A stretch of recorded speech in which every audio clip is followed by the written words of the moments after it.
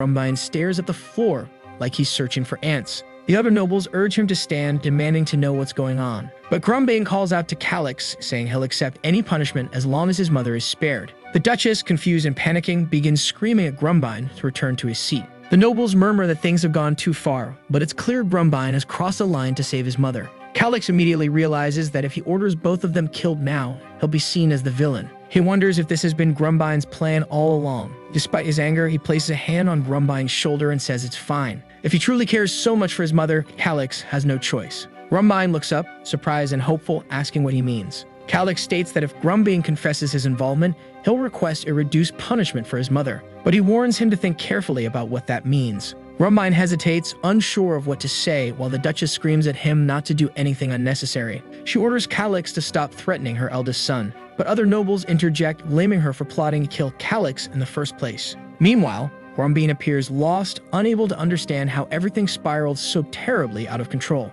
Calyx, growing tired of the chaos, calls for Russell and instructs him to arrest them both. The knights in the corner step forward, surrounding the Duchess. She orders them to stop, questioning if they know who she is. But from the side, Grumbine can only watch as his mother is gagged. He clenches his fists. Calyx turns to him and asks if he'll take responsibility for the crime of attempting to poison him. Despite his fear, Grumbine, showing unexpected courage, admits to it. Calyx had anticipated this. After all, it was the only move Grumbine had left. Impressed by the boy's calculations, Calyx declares that since he confessed before the evidence was fully revealed, the family's name will remain untarnished. However, as part of his sentence, Grumbine must seal his mana permanently to prove he won't cause further harm. Grumbine hadn't expected this. In this kingdom, society is divided into classes: nobles, knights, commoners, and slaves. The only way to become a knight is by using mana to strengthen the body. Sealing one's mana is akin to a social death sentence for a noble. Grumbine turns desperately toward his mother, who lies on the floor, confused about what he'll do. If he refuses to seal his mana,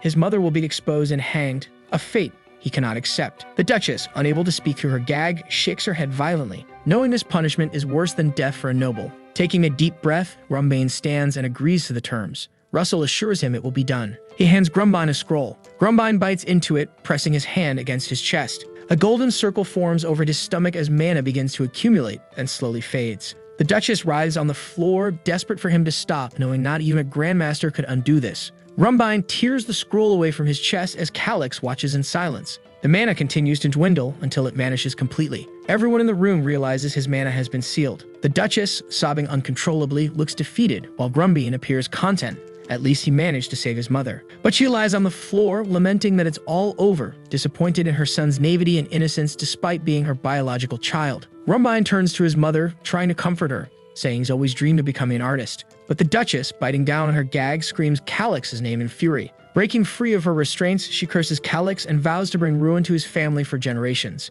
Calyx, calm and composed, knows she's powerless now. Her strength will likely amount to no more than Layla's. Grumbine kneels by his mother, gently asking if she's okay. Calyx, however, feels a pang of guilt for ruining the future of someone so young. But he reminds himself that it's just a game. There's no room for sympathy. Russell, observing him, seems confused as Calyx steels himself for the next step. Now that they've come this far, there's no turning back. Calyx orders Russell to proceed with the remaining matters. It's announced that Lady Stella and Prince Grumbine will be confined to an annex, forbidden from any outside contact. The mother and son are escorted out through the door, leaving Calyx watching intently. He then approaches the treasurer, accusing him of leaking vital documents. As a result, the treasurer is stripped of his position, imprisoned, and placed under investigation. The old treasurer tries to make excuses, claiming his situation is different. He curses at one of the soldiers, who doesn't appreciate it, and lands a solid punch to his gut. With that, the bald man is dragged away. Calyx feels a bit awkward about causing all this chaos, but at least things seem to be working in his favor. The remaining people in the room tremble with fear, terrified they might be punished next. Observing Calyx, they begin to realize something. Russell's support means that all the knights are aligned with this prince. In a way, the succession dispute has already ended. Russell's loyalty to Calyx is a direct warning to everyone in the room. Calyx calls for the head of security, who nervously approaches. Russell steps in, declaring that the man is suspended from all his duties. The security chief has no choice but to accept, while the others in the room grow even more anxious, fearing they might be next. Suddenly, a man seated in the corner apologizes. He admits to failing his duties and asks to be dismissed. Calyx, however, knows that this man, Garrett, is one of Russell's trusted allies. Russell immediately denies the resignation, stating firmly that it won't be accepted. Those who want to work don't get to, and those who don't want to will have to. Russell remarks sarcastically. The room prepares a list of all the officials involved in the incident. Garrett is tasked with overseeing their removal. As this unfolds, Calix walks over to Garrett. He informs him that only 4 individuals from the finance department will be exempt from investigation. Clearly, they'll need a lot of new personnel. Garrett advises leniency toward those with minor infractions, warning that removing too many officials at once could disrupt operations. Calix counters, questioning if avoiding investigations for the sake of operations is really a good idea. He argues that granting forgiveness won't be seen as leniency. It will be perceived as weakness. Garrett insists that many of the officials were merely aligned with the wrong side. But Calix interrupts, stating that his decision has already been made. Seeing that the prince won't budge, Garrett concedes. And he can't help but wonder how this once weak boy has become so resolute. The room is aware of Russell's strength and Garrett's intellect. Now both stand by Calix's side, solidifying his position. Our boy smiles, knowing the county is nearly within his grasp. Suddenly, a blue light flashes. He opens the system and declares it's time to use more of his talents. As the system interface appears, he begins analyzing everyone in the room. The glint in his eyes and his crooked smile give him the look of a madman. Calix identifies everyone with ties to opposing factions or ambiguous loyalties. Those individuals are marked for removal. Even the useless ones won't escape his scrutiny. Only those who survive his loyalty test will remain in his future plans. Like the rest of the nobles, I'm sitting here wondering why this kid has such a creepy grin. Some of the others are trembling, knowing that if Calix takes a dislike to them, they're doomed. Desperate, they rush forward, showering him with praise, calling him an incredible leader and begging to speak with him. Calix tells them to calm down, saying they have plenty of free time to discuss things later. Russell watches from the sidelines, still unsure how things turned out like this. Time passes, and we return to the castle. After a day filled with political maneuvers, Calix collapses onto his bed. He's exhausted. He reflects on his past life, where he was average in studies, appearance, and just about everything else. Nothing in his life was terrible, but nothing was particularly great either. That all began to change when he discovered Heroes of Destiny. He wondered if completing something no one else could would finally make him special. He recalls the moment he finished the game and the message declaring him the first human to acquire the Seed of the Gods. At that moment, he wiped his eyes and wished to be reborn in the continent of Ellen. It was the only way he could continue to feel extraordinary. Now sitting on his bed, he remembers that wish and the game's narrative about being born as an insignificant soul. The story said he would need to survive turbulent times and become a hero to ascend the throne. He suddenly realizes what's happened. When he completed the game, his wish was granted. But perhaps the deity misunderstood what he truly wanted. Still, it doesn't matter now. There's no turning back. Calix wonders if completing this game once more will grant him another wish. He began drifting off to sleep, vowing to conquer this world again. The next morning, he wakes up, refreshed and ready for a new day. He ponders where to begin. He remembers certain territories perfectly from the game, but has no idea what Shiken is really like in this world. Calix decides he needs to check the map to figure out exactly where Shiken is located. The system even provides him with a detailed map. What a beauty. A message pops up, notifying him that he's already conquered the entire continent of Ellen. Since he finished the game once, he now has access to all the map markers. He's ecstatic, realizing this is essentially a treasure map, showing the locations of ruins, dungeons, and hidden secrets. This was one of the bonuses nobody knew existed, as no one else had completed the game. The map even includes information he wasn't aware of himself. With this resource, navigating the world becomes much easier.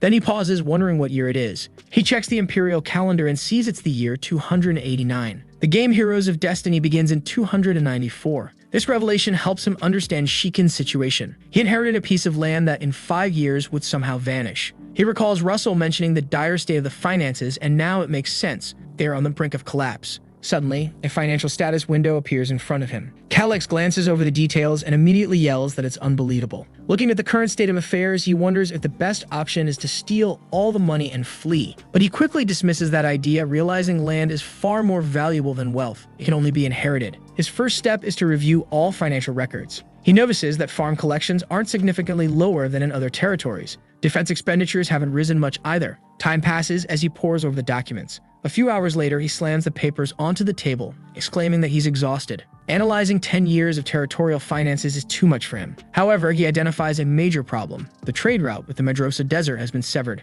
Apparently, another nation established a more lucrative trade route, drawing merchants away. What puzzles him is how they managed to fund such a large-scale project. On top of that, the annual debts are growing faster than their yearly income. Statistics alone aren't enough to solve this mystery. He needs more information. Frustrated, he rubs his head until an idea sparks. He remembers the old man from the meeting, the treasurer Gidris, who was caught embezzling funds. At the moment, Gidris is locked up in the dungeons. The scene shifts to Calix descending into the cells. A guard station at the entrance asks what Prince Calix is doing there. Calix requests to see Gidris, pinching his nose at the overwhelming stench of the place. As they walk, the guard remarks that he never imagined the prince would visit such a place. Calyx remembers this guard from the meeting, a type who submits easily to power. He calls out to the guard, who nervously responds. Calyx, knowing the guard lacks authority, asks if innocent people should have their names cleared. The guard agrees enthusiastically, saying the prince is absolutely correct. Calyx continues, suggesting that criminals who don't deserve freedom should also be reinvestigated. The guard salutes, claiming he understands perfectly. Though Calyx doesn't fully grasp why this man abandoned his previous loyalty to work with him,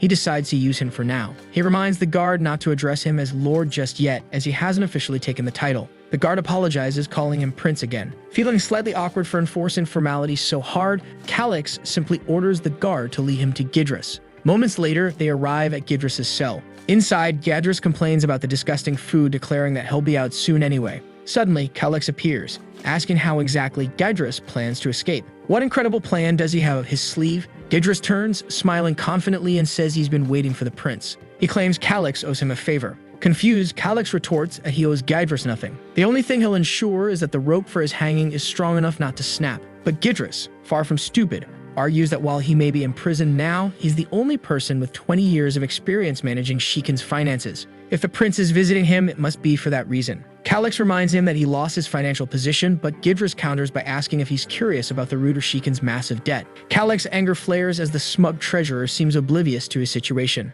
Meanwhile, Gidris grins arrogantly. Suddenly, Calyx calls for the guard and asks if there's a torture expert on hand. The guard hesitates but confirms they have one. Calyx orders him to fetch the expert. When the guard hesitates again, Calyx yells, asking if it looks like he's joking. Terrified, the guard scrambles to comply, leaving a cloud of dust behind him. Fuming, Calyx decides Gidris needs to understand how things are handled in this territory. Gidris quickly realizes that if a torture expert gets involved, he's in real trouble. Calyx remarks that someone like Gidris probably doesn't have much tolerance for pain. Calyx smirks and wishes Gidris good luck. If your resilience impresses me, he says, maybe I'll let you hang slowly instead of all at once. Gidris is taken aback. This kid is far more serious than he expected. He immediately begins begging for mercy, pleading that he has valuable information that could bring great profit to the territory. Calyx, unimpressed, tells him to start talking. Gidris begins explaining how the debts of Shikin came to be. All the major debts of this territory are tied to a merchant named Gerard Merces, Gidris says. Apparently, Gerard manages a secret vault for the Hoshurin family. The Hoshurins use Gerard to avoid paying royal taxes on mining operations. But Calyx interrupts, asking why not just report Gerard to the royal family and shift the debt onto him, or perhaps sell the debt rights before arresting him. Gidris seems stunned, clearly impressed by the suggestion. That's an incredible plan, he stammers, one I hadn't considered. Before Gidris can elaborate, the guard suddenly returns, announcing that he's brought the territory's best torture expert. Calyx lights up with excitement, while Gidris begins pleading more desperately for mercy. I know where Gerard's secret vault is, he blurts out. This catches Calyx's attention for a moment, but before he can react, the torturer shoves Gidris to the ground, telling him to keep quiet. Gidris continues to insist, shouting that he's telling the truth. He's worked in Shikin for so long that he's the only one who knows the vault's location. Calyx steps on Gidris' face with his boot, commanding him to speak. Where exactly is this secret vault? Gidris hesitates, clearly trying to stall. Calyx growls, start talking. The torturer cracks his knuckles, saying breaking fingers one by one is always a good start. Panicked, Gidris admits that he once tried to rob the vault but failed. Calyx immediately deduces that Gidris didn't act alone. The old man confirms this, explaining that he paid some bandits in gold bars to help him. How much did you pay? Calyx demands. For 300. Calyx interrupts, incredulous. No, 3,000, Gidris finishes weakly. Hearing this, Calyx bursts into laughter, the sound echoing ominously through the dungeon. The guard outside the cell gulps nervously. He knows that when the prince reacts this way, it's never good. Calyx composes himself, his voice icy. 3,000 gold? That's the annual revenue of this territory. Where did you get that kind of money? He accuses Gidris of embezzling funds from Shikin's treasury. Gidris bows his head to the ground, confessing that he had no choice. The opportunity was too tempting, he says. If it weren't for that cursed magic crystal orb, I would have succeeded. Calyx narrows his eyes. What's this about a magic crystal orb? Gidris explains that the orb was used to access the vault. He adds that duplicating the orb cost him 2,500 gold. Calyx begins piecing things together. You were scammed, he says flatly. The bandits and Gerard Merces were likely working together. Gidris shakes his head, insisting it's impossible. I saw it with my own eyes. Gerard used the orb to open the vault door. Calyx orders Gidris to reveal the vault's location. It's in the highlands of Gorda, Gidris says.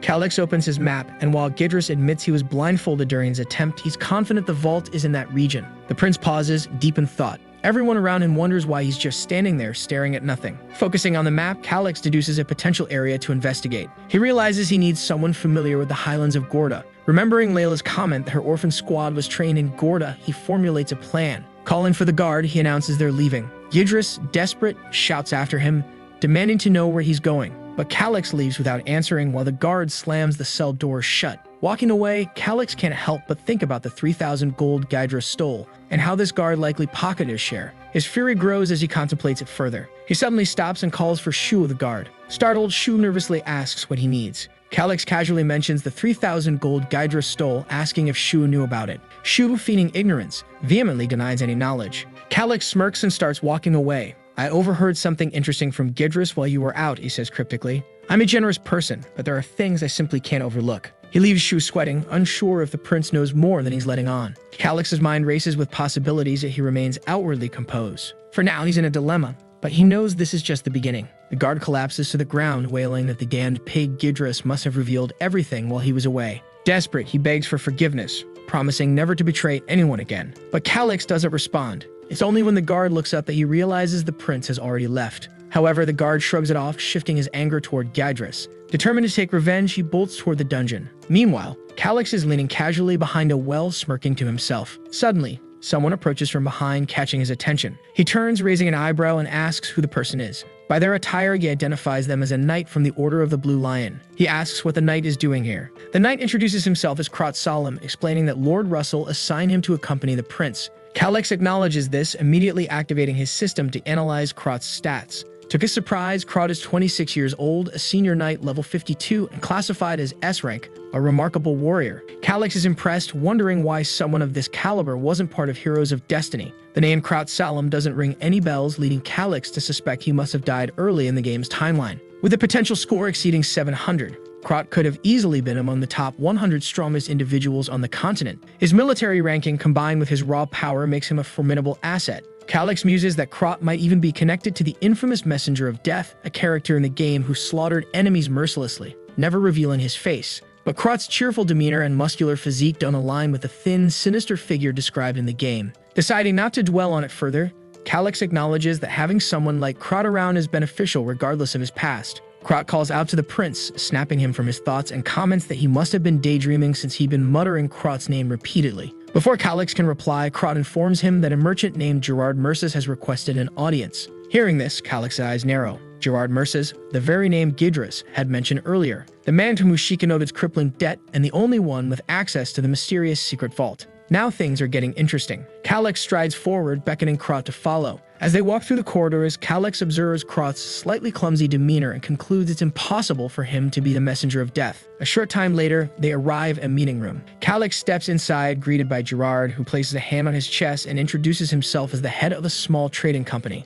Calyx responds politely, remarking that he's heard of Gerard's well-respected reputation in business. Talented merchants like you are always welcome, he adds. Gerard bows deeply, thanking the prince for his kind words. Calyx cuts to the chase, asking why a successful merchant like Gerard would seek a meeting with someone like him. I currently hold no official position of authority, Calyx points out. If this is about business, I have no jurisdiction over territorial matters. Gerard chuckles awkwardly, admitting that while it's true Sheikah is currently managed by Count Russell, the territory's future belongs to Calyx. There's no one in Sheikah who opposes your decisions, Prince Calyx, Gerard says confidently. Calyx, maintaining his humility, counters, don't overestimate me. I'm just one of two heirs, nothing more. Krot laughs, pointing out that Calyx is being far too modest. Everyone knows the succession has already been decided, even if it hasn't been formally announced. Gerard nods, admitting that such rumors align with what he's heard. The merchant apologizes if his words were presumptuous. Calyx notes that Gerard is undeniably a capable businessman. After all, someone without access to vital information wouldn't survive in this line of work.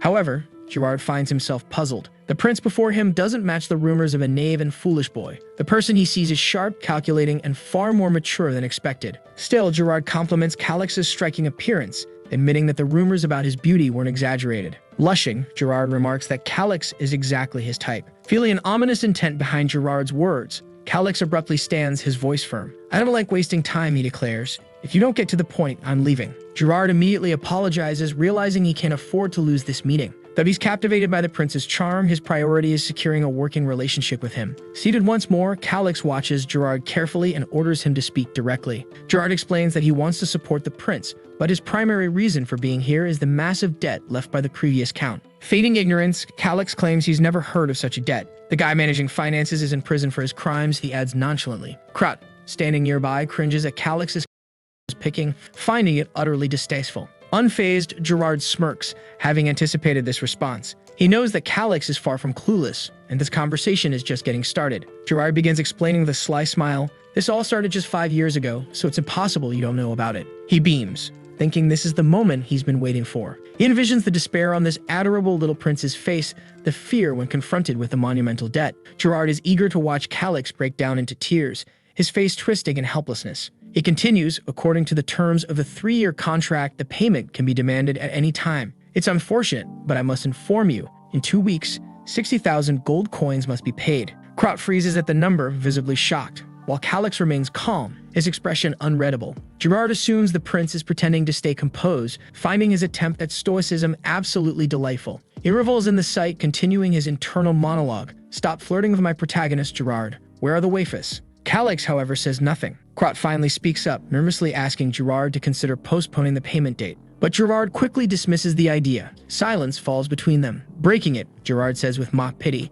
it's truly unfortunate, but Shikin's territory has been declining rapidly. We've shown goodwill by waiting over a year for recovery, but nothing changed. Now that Prince Calix is taking charge, he'll need to repay this courtesy. Calix recognizes Gerard's facade of generosity, noting how cleverly he masks his extortion behind politeness. The prince rises, nonchalantly remarking, perhaps you're unaware, but Shikin's annual revenue exceeds 6,000 gold coins. Finding someone willing to lend 60,000 gold won't be an issue. Krot's confusion deepens, unable to believe such a claim. Gerard stands, feigning delight. That's excellent news. It seems there's nothing to worry about then. But inside, Gerard knows how difficult it is to secure connections for such an amount. He announces he'll return soon to collect the payment and leaves, confident this territory will soon fall into his grasp. As he leans into bow, Gerard's thoughts turn sinister. Soon enough, this pampered noble brat will be groveling at my feet. Maybe I'll sell him at the slave market, but not before enjoying my prize. He departs, thanking Calix and wishing him good fortune. Calix watches him leave, unfazed, while Krot stands there trying to process what just happened.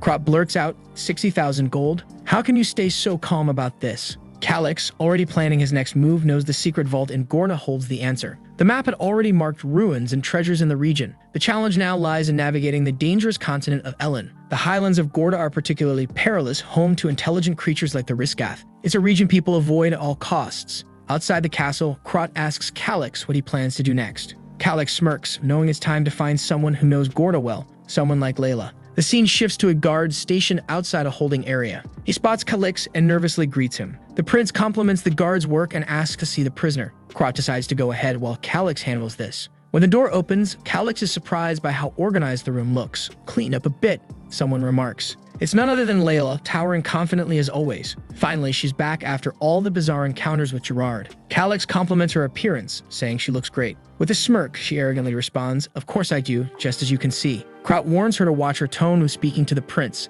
but Layla and Calix merely exchange knowing looks. She brings up the poison he gave her, saying it was from Cetus Marionette, wasn't it? You tricked me. Calix is impressed, admitting she figured it out faster than he expected. Sitting at the table, she asks why he's here. Do you meet me for something? I can already tell you do. She leans in seductively, saying, I don't follow your orders anymore. But if we share a very intimate moment together, I might consider it. Krot immediately tells her to hold her insolent tongue. Calix, unfazed, cuts to the chase. I'm here to give you a chance to survive. Intrigued, Layla asks for more details. Calix explains that the moment she's released, she'll be killed. Layla seems confused, prompting Calix to elaborate. She should already know the Shikin family is at odds with the Hoshirans. That's obvious, Layla replies. You forced the only heir of Hoshiran to seal his mana. Calix nods, stating she was instrumental in that success and should understand the danger she faces. Finally, it clicks for her. The Hoshirans will want me dead because of my testimony, won't they? Exactly. Calix confirms. Restoring Grumbine's mana is impossible, and without it, the Hoshirans have no chance of conquering Shikin.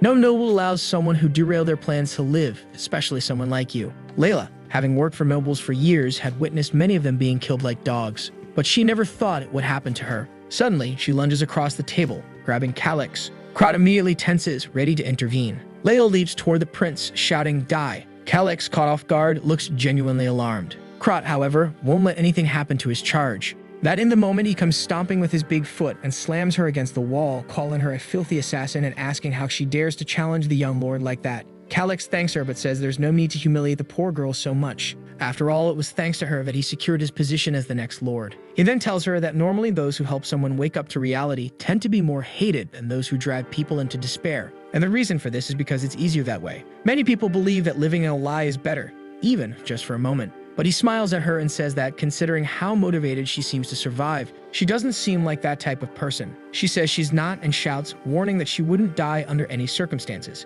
He then smiles and says that if that's the case, he has a way to make her useful. If she helps him with the work he needs done, she will also receive protection in the meantime. And if she has a family, you would take care of them too. However, Layla misunderstands and asks if, by any chance, he's threatening her family. He stands up with that dumbfounded look on his face. He tells her not to misunderstand because if he wanted to, he would have killed her already. Assassins like her are everywhere. The girl knows that's true. To a noble like him, she is nothing more than a tool. He then asks why he wants her and not someone else. There must be some reason he's going through all this trouble to persuade her. Our guy says the first reason is because it would be too much work to find someone else, and the other is because of something she said to him earlier. He then leaves saying that before explaining why, he would give her a minute. If she didn't agree with him within that time, she'd be free to pursue the freedom she so craved. However, Layla knows the truth is that this freedom will cost her life. Here's her only option because leaving that place, she'll be killed by the other family. She didn't want to agree with that cute little runt, but at this moment, she had no choice. And with great determination, she says she understands.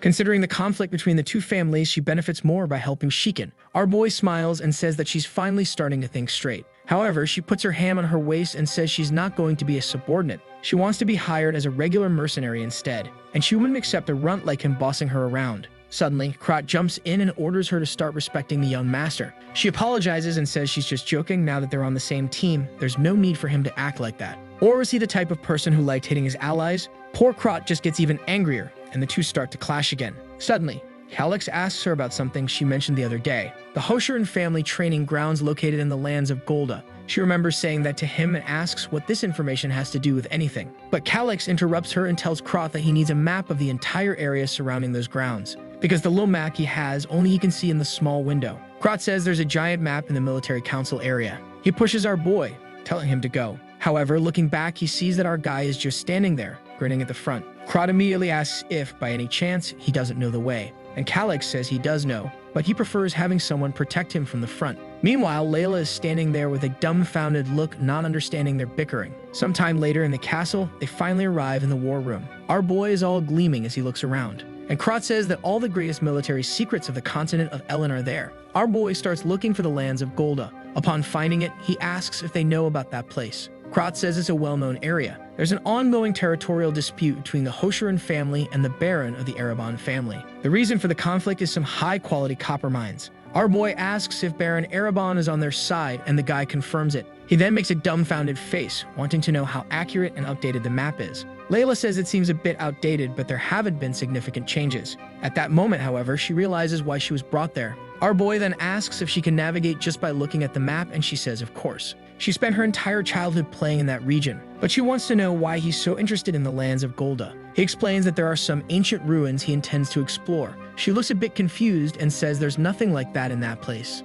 Calix looks thoughtful and asks if, by chance, adults didn't talk about places where she shouldn't go. She pauses and then says she remembers something like that. At this, Calix asks when the Hoshiran family started training troops there. She says she doesn't understand why he's asking, but since she's of the 6th rank, at least 15 years have passed. He asks when the territorial dispute began. Krot says that also started 15 years ago. At this, Layla suddenly nudges him, asking if he understands where the boy is going with this. He replies that he doesn't, and she feels devastated to have an idiot beside her. Once again, they start bickering, until Calix interrupts them and says that training an army costs a lot of money. They wouldn't have started creating those troops out of nowhere without an important reason. Once again, the dumb girl asks what the boy's point is, and Krot tells her to realize quickly that this means that somehow they managed to obtain a lot of money. Calix says that's exactly it. 15 years ago, the Hoshiran family found a new source of income, and they likely used that money to train their new armies. Once the troops were ready, they were dispatched to numerous territories, exactly as happened with Layla. She says she understands, but what would be the connection between that source of money and the ruins he's looking for? Calix says that silver mines are often found alongside copper mines.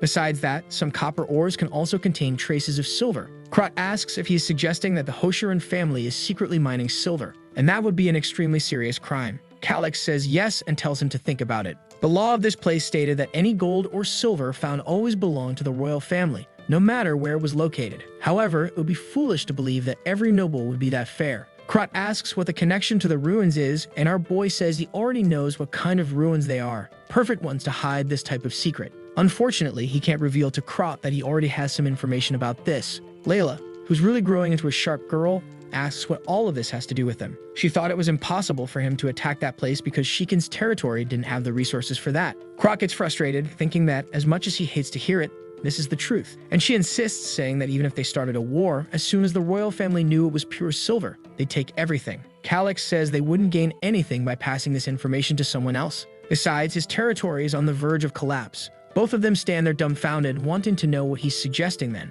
That's when he says that since they obtained the money illegally, even if they stole everything, the Hoshirans wouldn't dare report it to the crown. Later that same day at night, they gathered outside the castle. Russell told our boy that it was madness to take someone as inexperienced as Krot on this mission. He should think more about this plan because acting hastily could be dangerous. Calyx agrees that it would be safer with Russell at his side, but a young talent like Krot also needed to develop. The poor fool blushes at the Lord's confidence in him. Calyx continues, saying that it would be too risky for both of them to leave the territory at a time like this. Russell is surprised and then apologizes. Suddenly, he turns to Krot and tells him he better follow the young master diligently. But the fool just agrees with his tongue hanging out. Even Russell gives him a smack on the head, telling him to take it seriously. Sometime later, he calls everyone together. He explains that the young master's wounds are still fresh. But even so, he planned this expedition for the good of the territory. So all the soldiers there better follow him faithfully. Calyx knows that no soldier wants to follow someone so weak who once tried to take his own life. Gaining the loyalty of those people was also his job. Meanwhile, Layla is just quietly observing from the corner. Sometime later, they approach a well. Krot goes down and our boy follows right behind him. Upon reaching the bottom, he says that by following this tunnel, they would be able to exit the castle. However, it was farther than he had imagined. Calyx just passes by and tells them to hurry up. With that, the team begins walking through the darkness of the cave. Sometime later, Krot looks up and says they finally arrived. Obviously, our boy is exhausted. Krot opens the cover and offers his hand to help our boy up. Suddenly, he finds himself on the outside, or rather inside, a house. Krot explains that this is an old water mill that had been abandoned a long time ago. Already outside, our boy is impressed. He had already prepared several supply horses. Krot calls him Lord and tells him to get on the horse. But Calyx tells him to stop using that kind of title in this place. It would be stupid to call him Lord outside the castle when they're heading toward hostile territory. From now on, he's to call him only Young Master. The army guys put on peasant clothes, but he's still not sure if that's enough to fool anyone. At that, he calls for Krot and asks if he prepared everything he requested. He says yes, but seems a bit hesitant. He pulls out his stinky cloak and asks if he really has to wear something like this. Our boy says that if he wants, he can wear a porter's outfit, but then Calyx will have to play the role of Layla's new lead husband. Krot immediately says there's no way he's letting the young lord stand next to an assassin. When he says that, everyone turns to stare at her. Calyx realizes the fool is talking more than he should again. He stomps off angrily while thinking that he didn't say a single lie. But since Calyx asked, he gives her his hand and asks if my lady would go with him. But she just tells him to stop calling her that and to get out of the way. Calyx notices that the two of them don't have the best relationship. Somehow, he needed to calm down his team members. That's because a duo like this would be very useful if they had synergy. But if they kept fighting each other, things would only escalate. Eventually, one would die or leave the team. It's strange how Heroes of Destiny, which was supposed to be just a simple game, felt so real at that moment. He also needed somehow to help Layla prove herself to the rest of the group. Maybe he needed to do something secretly. At that, he tells Krot for them to hurry up and put as much distance between them and the castle before dawn. Krot calls everyone, and the wagons begin moving through the forest.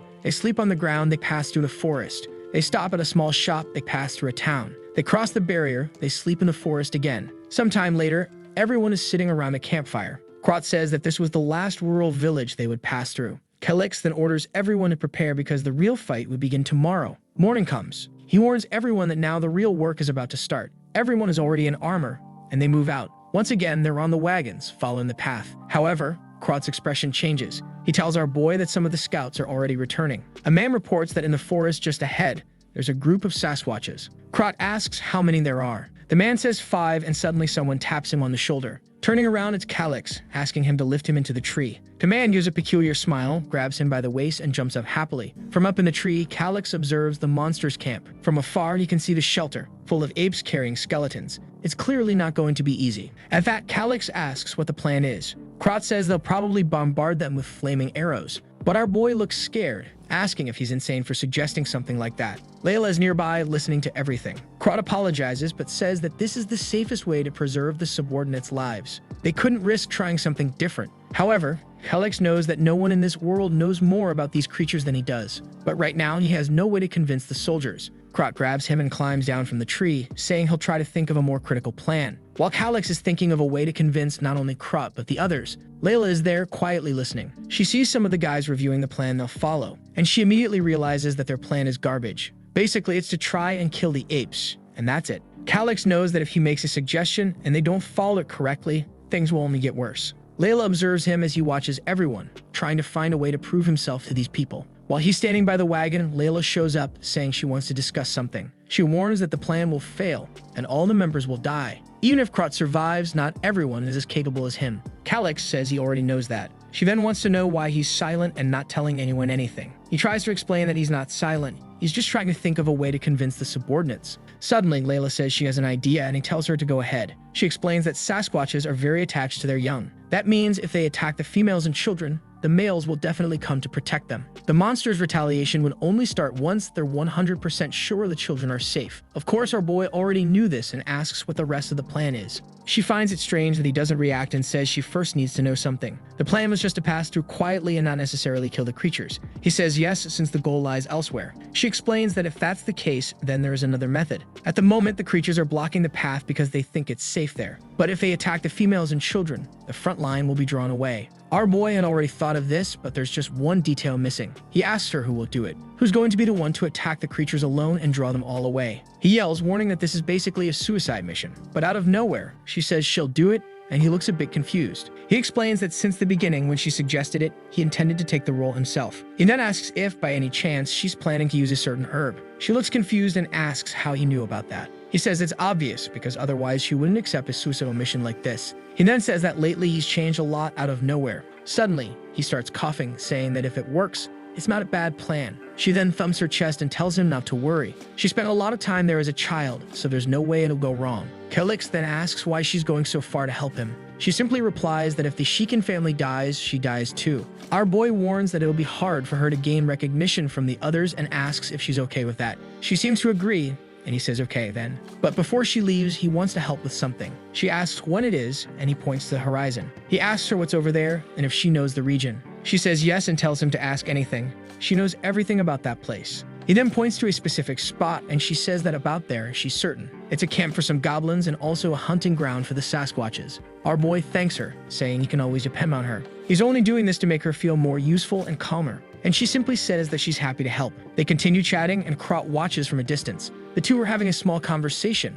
with her giggling and blushing. Our boy starts blushing too, and suddenly she reaches out her hand to his face. Man, this assassin is here to kill once again. Our boy is red. When he closes his eyes and opens them again, he realizes she was just pulling a leaf out of his hair. He turns completely red, not even understanding why he's acting like this himself. It's probably because he spent his entire life as an isolated otaku. Then Krot appears, asking what's going on there. Our boy tells him to get lost and says it's nothing. Then he tells the guy to prepare Layla's equipment. He also says that she'll be on a mission, so nobody should ask questions if she disappears. Krot wants to know about the mission because he doesn't trust her. But Kalix says to trust him. He trusts her, and they're on the same side. The knight doesn't want to accept it, but says that just this once, he'll understand. Layla drops something on the ground and tells them not to worry because she already has her own equipment. Everyone looks at her, a bit embarrassed. Man, this assassin really is dangerous. What's up with her walking around like that? Kalix is practically exploding while Krot asks what this is. She puts on her gauntlets and her boots. Let's admit it, the lower part around the glutes is missing just a bit of armor. She then takes something in her hand and starts smearing it on her face. Apparently, it's that herb meant to distract